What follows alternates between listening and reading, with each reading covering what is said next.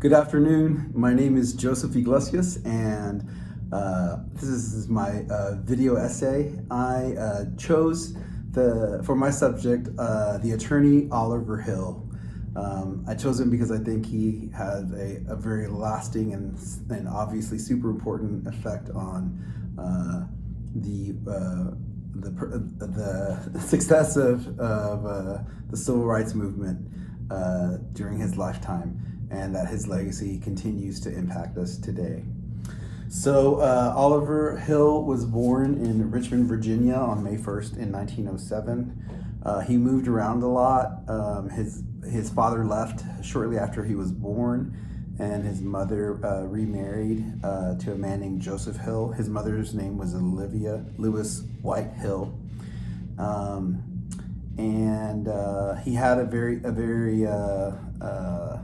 a lifestyle where he moved around a lot because of his mom's work, especially. She worked at a hot springs resort in Virginia, and during the off months, she worked at a resort that was connected in Bermuda. And so eventually, his stepfather Joseph Hill moved them to Washington D.C., and because he got a job at the Navy Yard. And Joseph Hill, his stepfather, had a brother named Samuel who worked at the post office.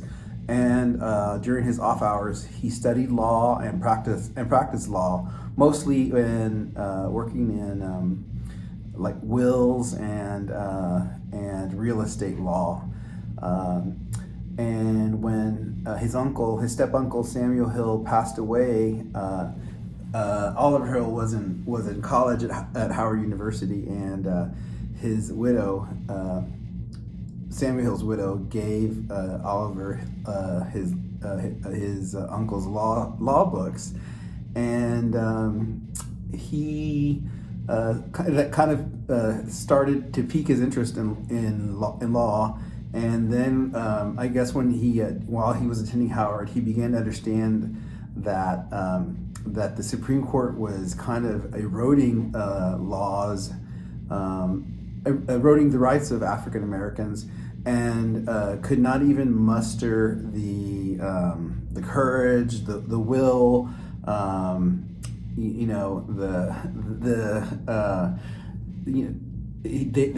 to pass any kind of legislation to make lynching illegal in the United States. And so he thought, that's one of the reasons that he cites as becoming interested in becoming a lawyer and going to law school. He said that he was determined at that point to overturn Plessy versus Ferguson, which had been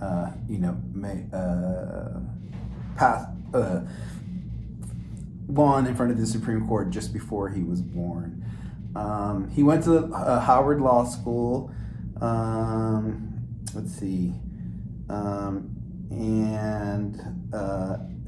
In 1930, and that's where he met and became good friends with Thurgood Marshall, with whom he eventually helped argue the case of Brown versus Board of Education in front of the Supreme Court.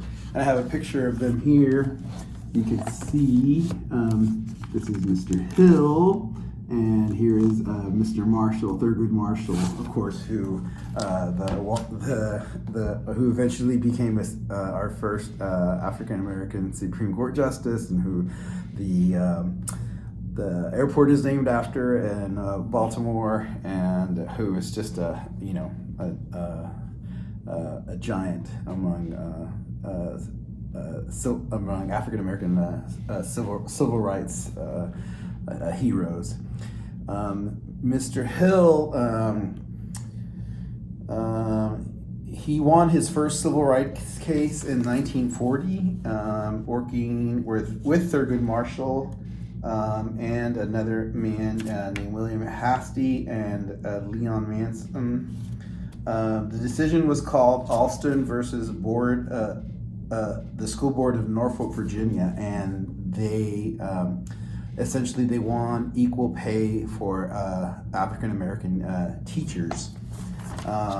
And so I think that really inspired him to keep fighting for civil rights, because he won that one, and he went on to fight other civil rights cases in Sussex County, Virginia. He was not always successful, but it gave him the experience he needed. Then in 1943, he was drafted into World War II.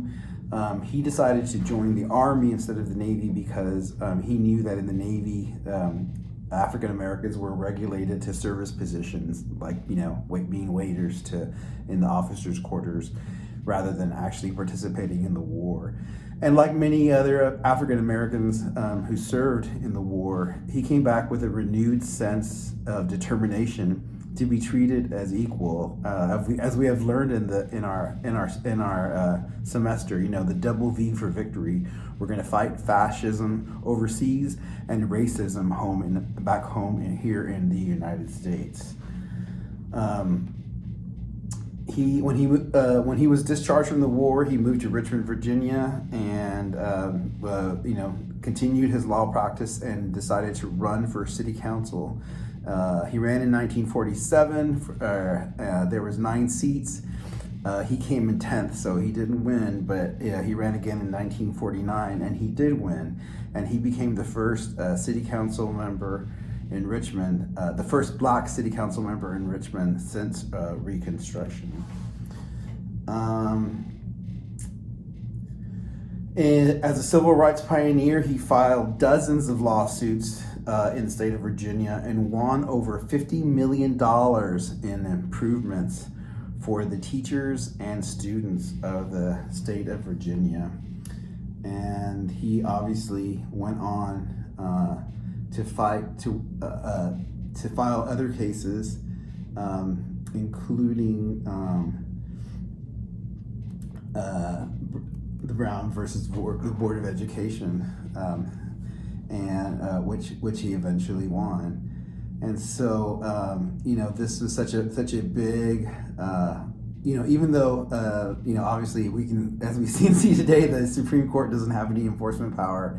The federal government did, and we had I think a more centrist, if not progressive, government at the time that was willing to go out and enforce laws and send in federal troops or National Guard to make sure that black children had access when racist governors refused to follow the law of the land after the success of Brown versus Board of Education. He died in 2007, and he at the time he was 100 years old when he died, and Governor Tim Kaine of Virginia at the time issued a statement, and his statement was that about Oliver Hill, that as a pioneer for civil rights and an accomplished attorney and war veteran, Mr. Hill's dedication to serving the Commonwealth and the country never failed. And despite all of the accolades and honors he received, Mr. Hill always believed his true legacy was working to challenge the conscience of our Commonwealth and of our country. He got many awards, including the Presidential Medal of Freedom by President Clinton in 1999. And I think we owe a lot, because of Brown versus Board of Education. We had civil rights cases filed in California for Mexican Americans. So I know that it personally affects me. So here are some of the books that I chose. My primaries were Defining Moments, Brown versus Board of Education, and Black, White, and Brown, the landmark school desegregation case in retrospect, along with this very interesting one called the Jim Crow's Children, the Broken Promise of the Brown Decision, from Brown to Bakke, and Brown versus Board of Education. And I did, my printer broke, so I had to write out my bibliographies, but here they are. And I'm sorry, I apologize that I had to write them out. but my printer is not the best one. I need to get a new one. So yes, Oliver Hill, civil rights pioneer, hero, and the country is definitely a better place for having him in it and for his courage and conviction. And thank you very much.